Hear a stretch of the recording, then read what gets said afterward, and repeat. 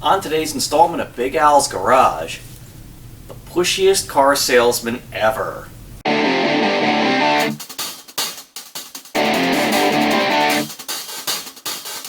How y'all doing, and welcome to another installment of Big Al's Garage.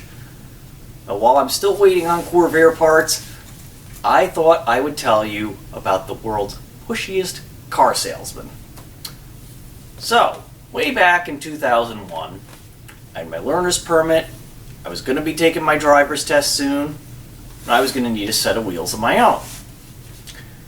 Now, believe it or not, I wasn't all that excited about the prospect at the time. Shocking, right?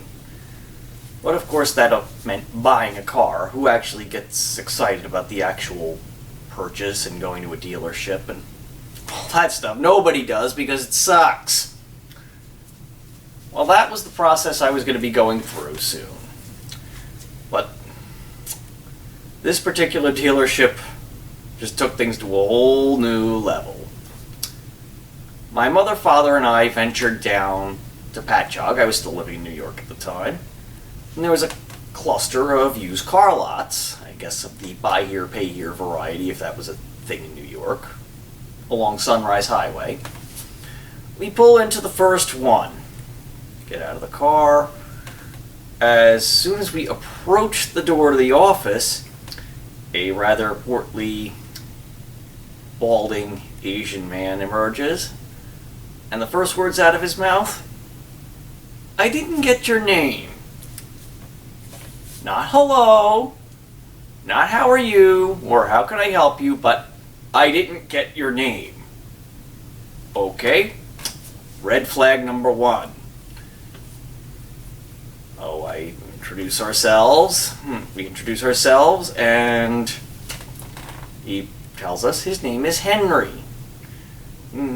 Prior to getting there, my father had said, "Let me do all the talking." My father, from a person whose last name isn't Bolian, can be quite the shrewd negotiator when it comes to car sales. And I didn't know what I was doing, so I was more than happy to let him do all the talking. And we're walking around the lot. There's Henry following us, like a shadow. And it was actually a brutally hot day, and we're all sweating. And we're looking at the various cars they have, old Chevy Malibus, old Tercels, old Neons, that kind of thing. And Henry's asking me, "Well, what kind of car are you looking for, Alex?" And I said, "Oh, just basic A to B transportation," and yada yada. "Okay, well, let's go in the office." Okay, discussion about what kind of cars they have, what they can offer. We look at each other. "Well, let's go outside, look around." "Henry, well, I'll come with you." I mean, anywhere we went, "Henry, well, I'll go with you." I mean, this guy was like a shadow with diarrhea of the mouth. In fact, I probably could have said, "Hey, Henry, where's the commode? I got to take a dump." He would have said, "Well, I'll go with you." I mean, golly, and the whole time he's walking around, mopping sweat off his brow, and I'm guessing that the dealership had probably told this guy, "If you don't sell a car today, you're out of here."